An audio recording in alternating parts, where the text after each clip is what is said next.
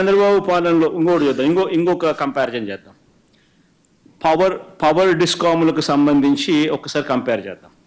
2014 నుంచి 5 ఏళ్ల చంద్రబాబు గారి పాలనలో పవర్ డిస్కామ్ కంపెనీలు నష్టాలు చూద్దాం. ఇంతకుముందు పెట్టిందేమా పవర్ కంపెనీ నష్టాలను ఒకసారి చూద్దాం. చంద్రబాబు నాయుడు గారి హయాంలో పవర్ డిస్కాములకు నష్టాలు చంద్రబాబు నాయుడు గారు గద్దె ఎక్కక మునుపు 6,625 కోట్లుంటే ఈయన అధికారంలోకి దిగే నాటికల్లా పవర్ డిస్కాములకు సంబంధించిన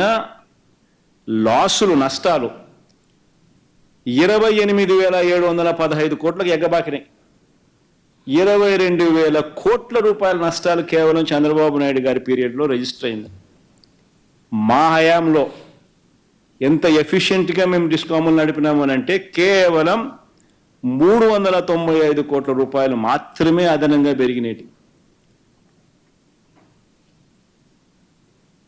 దీనికి అవార్డు ఇవ్వాలా? ఎవరు?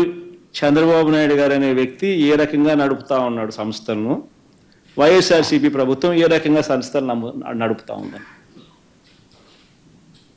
అడిషనల్ లాసెస్ వైఎస్ఆర్సీపీ హయాంలో కేవలం 395 కోట్ల రూపాయలు.